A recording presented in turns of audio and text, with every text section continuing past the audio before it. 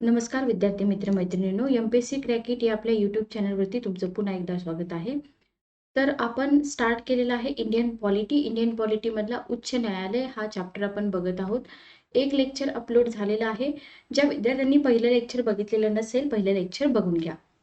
जे विद्यार्थी चॅनलवरती नवीन आहेत, चॅनलला लाईक, शेअर आणि सबस्क्राईब करायला विसरू नका, जेणेकरून तुम्हाला लेक्चरच्या नोटिफिकेशन वेळेवर मिळून जातील. जास्तीत जास्त विद्यार्थ्यांना शेअर करा, म्हणजे तुम्हाला पुढचे जे लेक्चर आहेत कंप्लीट एक बॅच तुम्हाला फ्री ऑफ कॉस्ट इथं मिळून जाईल. तर उच्च न्यायालय याच्यामध्ये तरतूद, कलम, रचना, नेमणूक, पात्रता, बदल्या, अधिकार क्षेत्र आणि राजीनामा कंप्लीट टॉपिक आपण बघणार आहोत इंडियन पॉलिटी केसागर पब्लिकेशनच्या बुकमधून. ठीक आहे. तर काल आपण कुठपर्यंत आलो होतो बघा. कालच्या लेक्चरमध्ये आपण प्रस्तावना बघितली, उच्च न्यायालयाची संरचना बघितली, न्यायाधीशांची नियुक्ती, न्यायाधीशाचे पात्रता निकष सुद्धा आपण बघितलेले आहेत. आज आपण बघणार आहोत, आजचा आपला पहिला पॉइंट आहे तो म्हणजे न्यायाधीशांचा कार्यकाळ. क्वेश्चन कसे येतात ते देखील मी तुम्हाला इथं न्यायाधीशांचा एक मिनिट थांबा. तर आज आपण बघणार आहोत न्यायाधीशांचा कार्यकाळ. ठीक आहे. कार्यकाळावरती क्वेश्चन कसे येतात? कंपॅरेटिव्हली येतात. कंपॅरेटिव्हली म्हणजे कसे? तर तुम्हाला सुप्रीम कोर्ट आणि हायकोर्ट दोन्हीच्या न्यायाधीशासोबतचा कार्यकाळावरती एक क्वेश्चन बनवला जातो. ठीक आहे. ते देखील आपण इथं बघणार आहोत. आता लक्षात घ्या, आपल्याला विचारलं काय जातं इथून? तर आपल्याला इथून विचारलं जातं की सिंपल क्वेश्चन असतो की पहिला सर्वात इम्पॉर्टंट पॉइंट इथं मी IMP करते, जो तुम्हाला एक्झाम मध्ये विचारला जातो की आपल्या राज्यघटनेमध्ये न्यायाधीशांचा कार्यकाळ सांगितलेला आहे का नाही. तर लक्षात घ्या, राज्यघटनेमध्ये न्यायाधीशाचा कार्यकाळ सांगितलेला नाही. कार्यकाळ सांगितलेला नाही. ठीक आहे. हा तुमच्यासाठी इम्पॉर्टंट पॉइंट आहे, लक्षात ठेवा.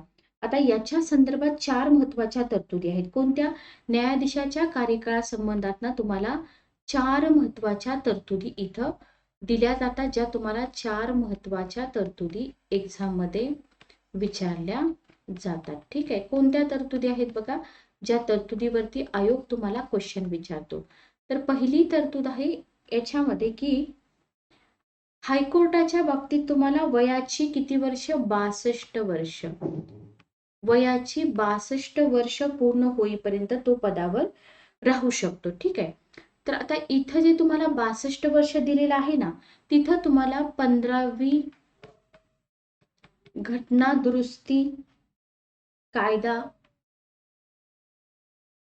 1963, 15वी घटना दुरुस्ती कायदा 68 करायचं, 68.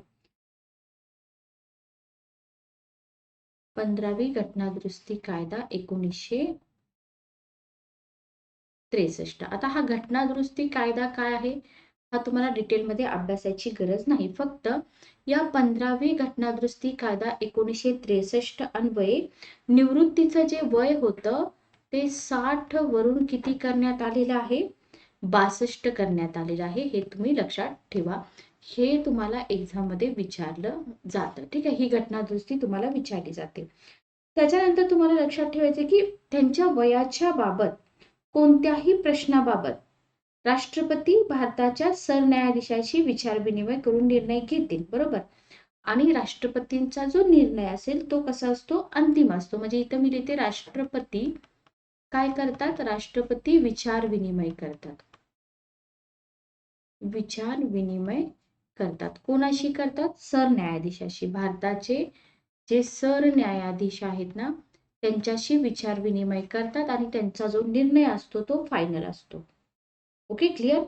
त्याच्यानंतर सेकंड पॉइंट बघा. सेकंड पॉइंट तुम्हाला इथं दिलेला आहे की राष्ट्रपतीला उद्देशून, आता हे न्यायाधीश आहे त्यांना राजीनामा द्यायचा आहे. कोणाला उद्देशून देतील? राष्ट्रपतीला उद्देशून देतात. राष्ट्रपतीला उद्देशून काय करतात? राजीनामा देतात. तिसरी शिफारस काय आहे बघा, राष्ट्रपती राजीनाम्याशी रिलेटेड आपण बघितलं, समजा यांना पदच्युत करायचं असेल तर कोण करतं?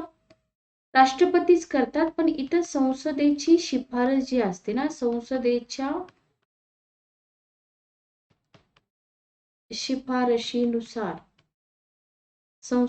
शिफारशीनुसार राष्ट्रपती पदच्युत करतात. म्हणजे तुमच्यासाठी इम्पॉर्टंट पॉइंट कोणता? संसदेची शिफारस इथं महत्वाची असते.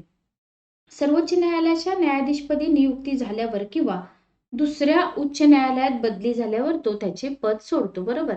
सुप्रीम कोर्टामध्ये नेमणूक झाली, ऑब्लिक दुसऱ्या हायकोर्टामध्ये नेमणूक झाली, तर पहिल्या हायकोर्टामधलं पद जे आहे ते त्यांना सोडावं लागतं. एवढेच पॉइंट तुम्हाला न्यायाधीशांच्या कार्यकाळाबद्दल इम्पॉर्टंट आहेत. तर हा न्यायाधीशांचा कार्यकाळ आपण बघितला हायकोर्टाच्या न्यायाधीशाशी संबंधित. सेम असाच पॉइंट आपण बघणार आहोत सुप्रीम कोर्टाच्या न्यायाधीशाशी संबंधित. ठीक आहे. पुढे जेव्हा आपण खरं तर याच्या आधी आपण सुप्रीम कोर्ट शिकायला पाहिजे होतं, पण ठीक आहे, काही प्रॉब्लेम नाही. तर हे 4 शिफारसी तुम्ही लक्षात ठेवा. याच्या पलीकडे आपल्याला काहीच विचारत नाहीत. आता याच्यानंतर पुढचा मुद्दा आपला असा असणार आहे, तो म्हणजे सेकंड मुद्दा बघा आजच्या लेक्चर मधला, न्यायाधीशांची पदच्युती. न्यायाधीशांची पदच्युती कोण करतं आणि कोणाच्या शिफारसीवरून करतं हे मी तुम्हाला आधीच सांगितले. आता इथं विशेष पॉइंट कोणते येतात बघा. विशेष पॉइंट येतात की राष्ट्रपतीच्या आदेशानुसार उच्च न्यायालयाच्या न्यायाधीशाला पदच्युत करता येतं. हे आपण अगोदरच बघितलेलं आहे. बरोबर. क्लिअर. बर. पण इथं त्या न्यायाधीशाला पदच्युत करावे असं निवेदन, एक निवेदन असतं, ते निवेदन कुणाकडून मिळतं? संसदेकडून मिळतं. निवेदन संसदेकडून त्याच अधिवेशनात मिळायला पाहिजे. त्याच अधिवेशनात. ठीक आहे. त्याच अधिवेशनात.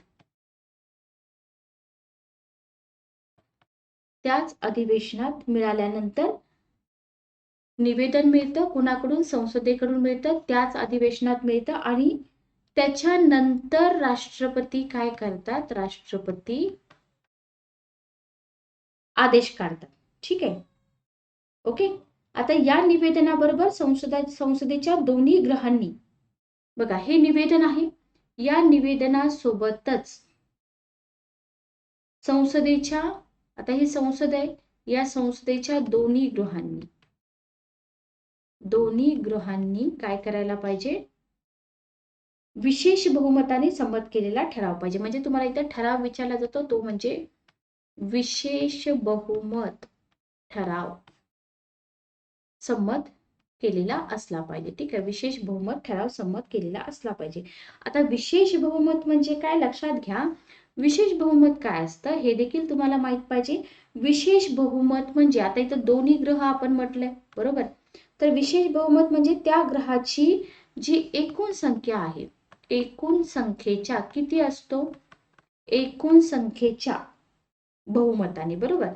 एकूण संख्येच्या बहुमताने आणि उपस्थित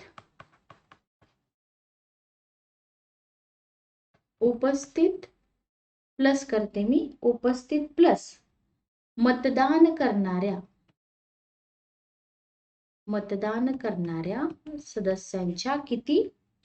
2/3 बहुमताने. ठीक आहे. 2/3 बहुमताने. याला आपण काय म्हणतो? विशेष बहुमत असं म्हणतो. हे लक्षात ठेवा. तर असा तो ठराव संमत झाला पाहिजे. क्लिअर. आता तुम्हाला न्यायाधीशाच्या पदच्युतीचं कारण विचारलं जाऊ शकतं. कोणत्या कारणासाठी त्यांना पदच्युत केलं जातं? गैरकारभार. 2च कारण आहेत बघा, केवळ आणि केवळ 2 कारण. पहिलं कारण आहे गैरकारभार. दुसरं कारण आहे अकार्यक्षमता.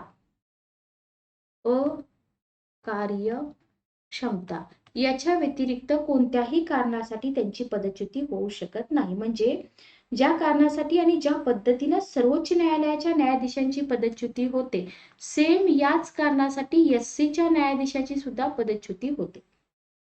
त्याच कारणासाठी हायकोर्टाच्या न्यायाधीशाची सुद्धा पदच्युती होते. म्हणजे वेगळी नाहीये प्रोसिजर, दोन्हीकडे प्रोसिजर कशी आहे? सेमच आहे.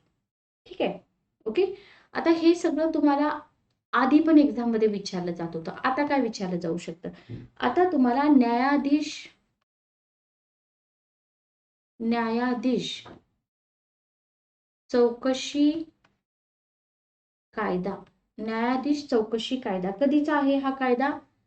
1968 चा आहे, बरोबर. तर या न्यायाधीश चौकशी कायदा 1968 महाभियोगाच्या प्रक्रियेचे उच्च न्यायालयाच्या न्यायाधीशांची पदच्युती करण्याची जी प्रणाली आहे त्याचं नियमन करतो. म्हणजे तुम्ही म्हणू शकता की या कायद्यानुसारच त्यांची पदच्युती होते. Okay, clear? चला, इथपर्यंत समजलं असेल तुम्हाला. आता लक्षात घ्या, न्यायाधीश चौकशी कायद्यामध्ये काय दिलेलं आहे. न्यायाधीश चौकशी कायद्यामध्ये काय दिलेलं आहे ते आपण बघूया. याच्यामध्ये दिलेलं आहे की पदच्युतीचा प्रस्ताव जो आहे ना, पदच्युतीचा प्रस्ताव लोकसभेच्या बाबतीत किती? 100 सदस्यांची आणि राज्यसभेच्या बाबतीत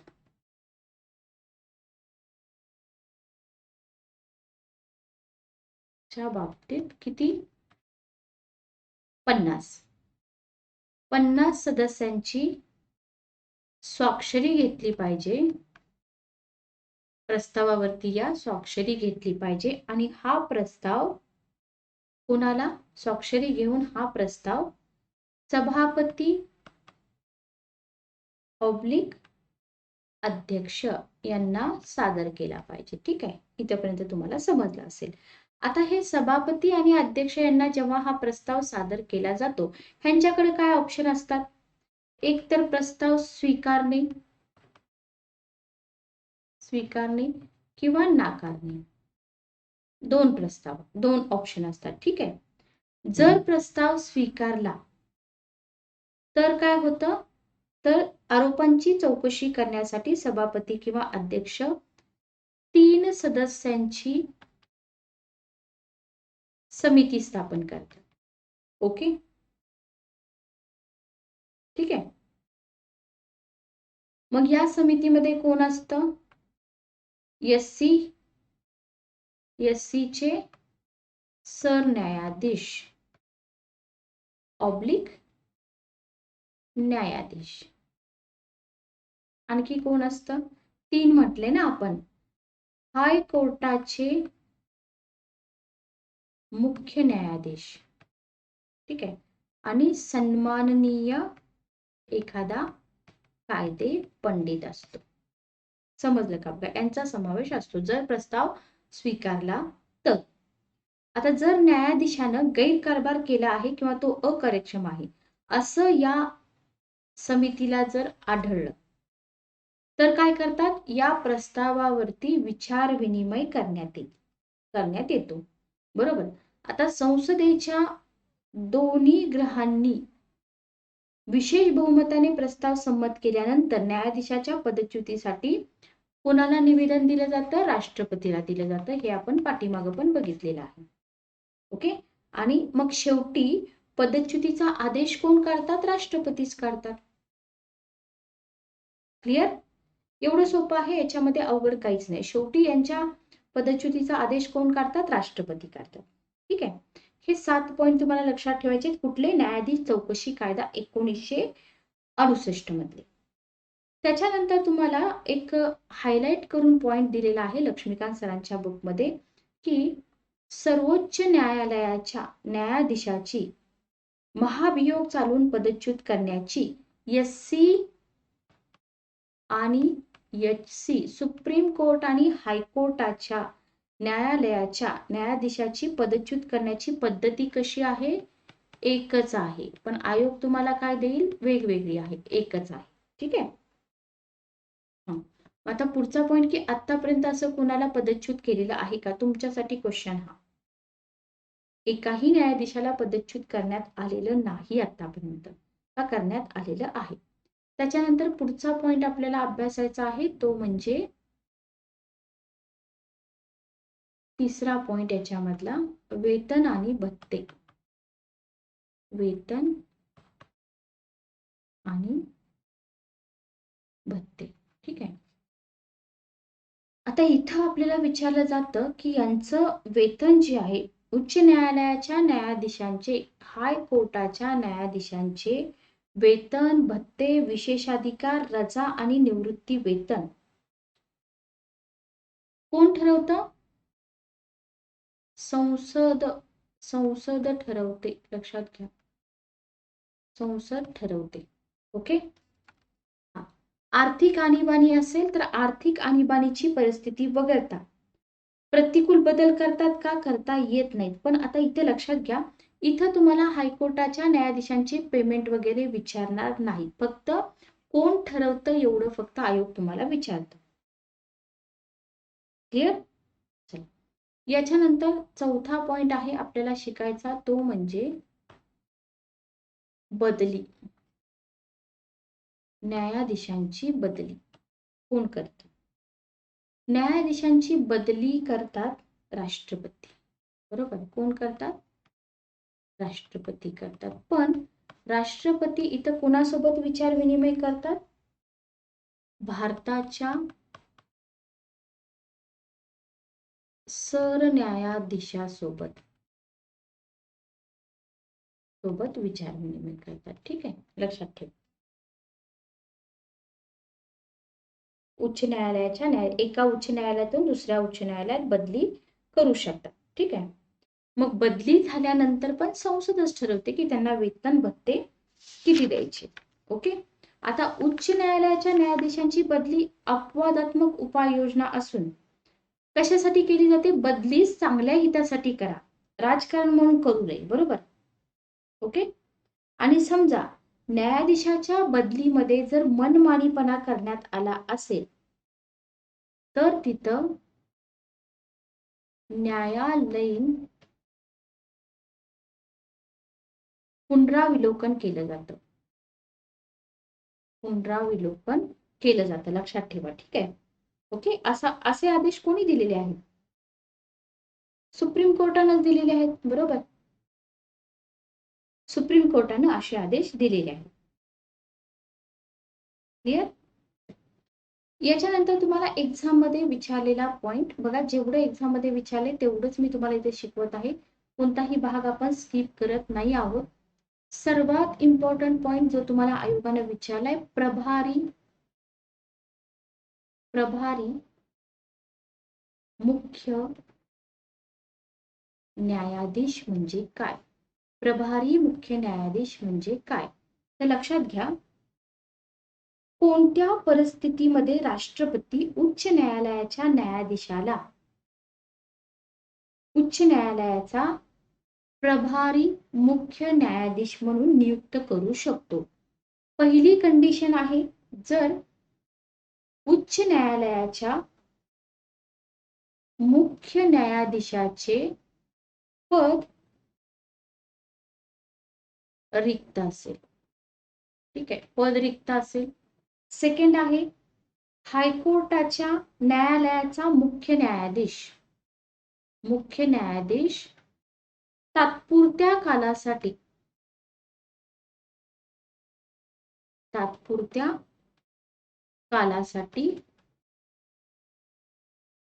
अनुपस्थित असेल. बरोबर. तिसरी कंडिशन आहे की जर हायकोर्टाचा मुख्य न्यायाधीश त्याची कामं करायला अकार्यक्षम असेल तर अशा 3 कंडिशनच्या मध्ये किंवा 3 कंडिशनसाठी प्रभारी मुख्य न्यायाधीश नेमला जातो. लक्षात ठेवा. आणि हाच क्वेश्चन तुम्हाला लोकसेवा आयोगाने विचारलेला पण होता. Okay, clear? त्याच्यानंतर तुम्हाला एक डिफरन्स विचारला जातो, अतिरिक्त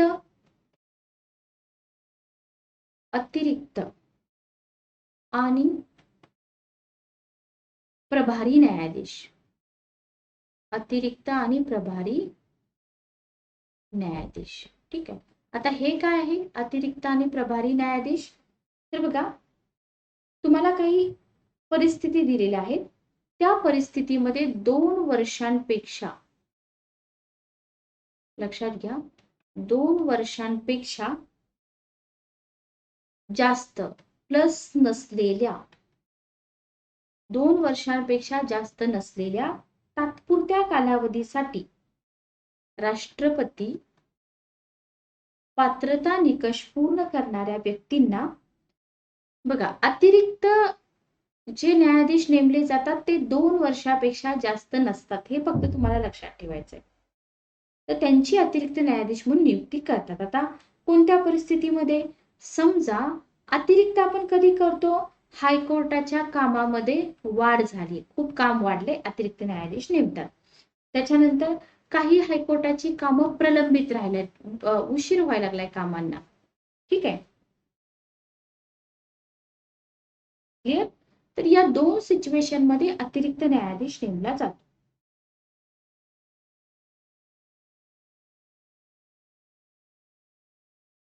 क्लिअर. तर हा इथं आपण प्रभारी मुख्य न्यायाधीश बघितला. हा प्रभारी मुख्य न्यायाधीश मात्र कधीपर्यंत पदावर राहतो, कायमस्वरूपी न्यायाधीश रुजू होईपर्यंत, पण अतिरिक्त फक्त 2 वर्ष. आता इथे एक गोष्ट लक्षात घ्या, प्रभारी न्यायाधीश असू द्या किंवा अतिरिक्त न्यायाधीश असू द्या, जर त्यांची 62 वर्ष पूर्ण होत असेल तर ते पदावर राहू शकत नाहीत. समजलं का? बघा, इथपर्यंत कोणाला काही अडचण आहे का? क्लिअर. आय होप तुमचा हा मुद्दा क्लिअर झाला असेल. पुढे आपण जाऊया. पुढे आपल्याला शिकायचं आहे निवृत्त न्यायाधीश.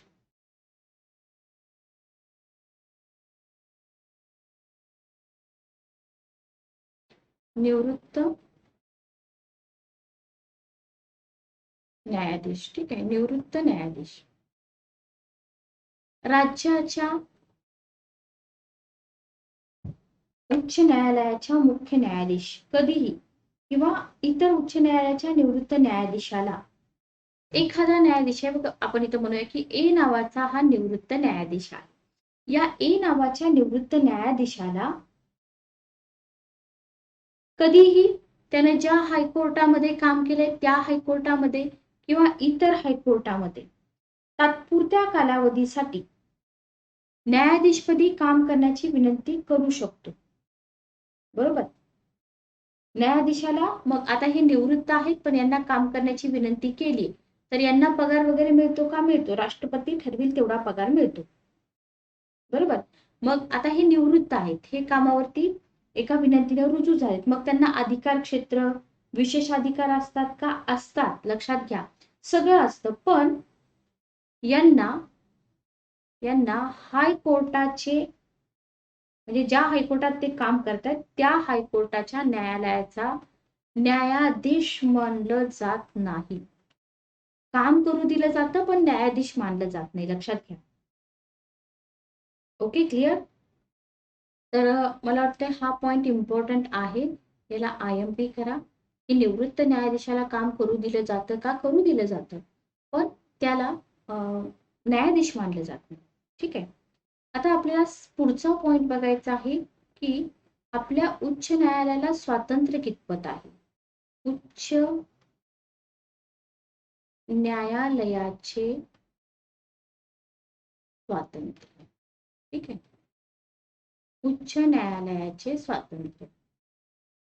बघा, उच्च न्यायालयाला दिलेलं काम प्रभावी रीतीने पार पाडण्यासाठी त्यांना स्वातंत्र्य असणं गरजेचं असतं. बरोबर.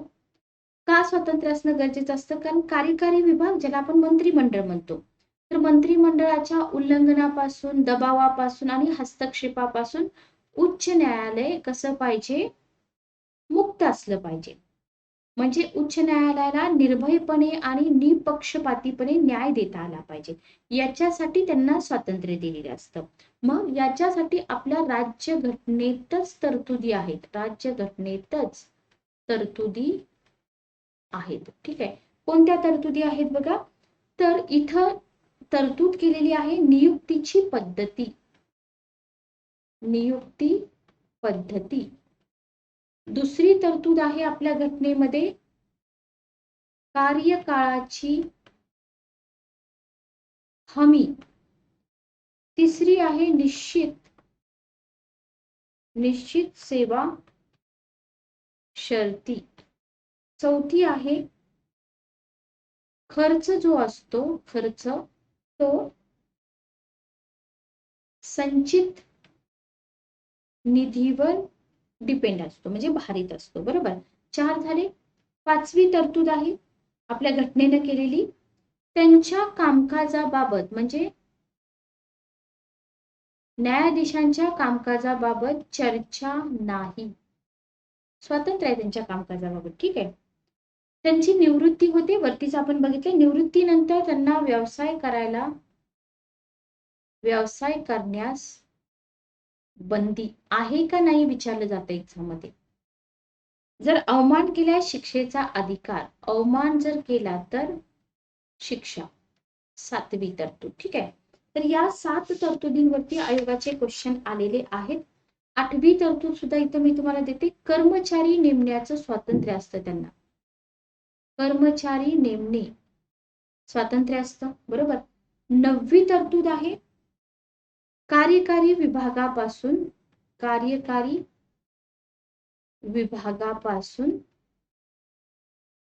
विभक्त. ठीक आहे. तर या सगळ्या तरतुदी तुम्हाला उच्च न्यायालयाच्या स्वातंत्र्याशी रिलेटेड दिसतात आणि या तरतुदी आपल्या घटनेमध्येच दिलेल्या आहेत. असं नाहीये की आपल्या घटनेमध्ये नाहीयेत. घटनेमध्येच या तरतुदी दिलेल्या आहेत. ठीक आहे. आता लक्षात घ्या, याच्यामध्ये जी पहिली तरतूद आहे नियुक्ती पद्धती. इथं काय आहे? राष्ट्रपती म्हणजे कॅबिनेट. बरोबर. राष्ट्रपती काय करतात आपण बघितलेलं आहे, न्याय व्यवस्थेतील सदस्यांशी म्हणजे भारताचा सरन्यायाधीश, उच्च न्यायालयाचा मुख्य न्यायाधीश यांच्याशी विचार विनिमय करून नियुक्ती करतात. बरोबर. मग नियुक्तीची पद्धत जी आहे, कार्यकारी विभागाच्या पूर्ण अधिकारावर बंधने येतात आणि इथं राजकीय आणि वास्तविक कारणासाठी नियुक्ती असा काही वादच उत्पन्न होत नाही. ठीक आहे. हे सुनिश्चित केलं जातं. कार्यकाळ बघा, आपण आत्ताच बघितलं की कोणत्या कारणासाठी पदच्युत केलं जातं. राज्यघटनेमध्ये 2च कारणं दिलेली आहेत आणि राज्यघटनेनं प्रक्रिया पण दिलेली आहे. तर त्याच प्रक्रियेनं यांना पदच्युत पण केलं जातं. म्हणजे जरी राष्ट्रपती नियुक्ती करत असले तरी केवळ राष्ट्रपतींच्या मर्जीवरती यांचा कार्यकाळ आहे का? नाही. बरोबर. किंवा आतापर्यंत कोणत्याही न्यायालयाच्या न्यायाधीशाला पदच्युत केलेलं नाहीये किंवा महाभियोग चालवून काढलेलं पण नाहीये. हे पण लक्षात ठेवा. सेवा शर्ती निश्चित असतात का? वेतन, भत्ते, विशेष अधिकार संसद ठरवते. जर आर्थिक आणीबाणी झाली तरच बदल होतो, नाहीतर बदल होत नाही. ठीक आहे. त्यांच्या कामकाजाबाबत कुठे चर्चा केली जाते का? नाही. केवळ महाभियोग चालू असेल, खटला चालू असेल, ती परिस्थिती वगळता उच्च न्यायालयाच्या न्यायाधीशांच्या कामकाजाबाबत राज्य विधिमंडळ असू द्या किंवा संसद असू द्या, तिथं चर्चा करण्यावर आपल्या राज्यघटनेनंच बंदी घातलेली आहे. Okay, clear? चला, तर आज मी तुम्हाला हे ओरली सांगितलं. उद्या आणखी डीप मध्ये आपण या सगळ्या तरतुदी डिस्कस करणार आहोत. लेक्चर कसं वाटलं मला कमेंट करून सांगा. प्रत्येक टॉपिक लक्ष्मीकांत सरांच्या बुक मधून जर तुम्हाला एवढंच डीप मध्ये शिकायचा असेल तर लेक्चरला लाईक, शेअर आणि सबस्क्राईब करायला विसरू नका. जास्तीत जास्त विद्यार्थ्यांपर्यंत लेक्चर पोहोचवा. तुम्हाला एवढ्या डीप मध्ये कोणीही शिकवणार नाही. फक्त विद्यार्थ्यांचे मेसेज मला मिळत नाहीयेत, कमेंट्स मला मिळत नाहीयेत की मॅडम आम्हाला लेक्चर आवडतायत किंवा आम्ही चॅनलला सबस्क्राईब केलंय, आम्ही आमच्या जास्तीत जास्त विद्यार्थी मित्रमैत्रिणींपर्यंत चॅनलला पोहोचवलंय. तर प्लीज तेवढं काम करा. भेटूया नेक्स्ट लेक्चरमध्ये. Good day, take care.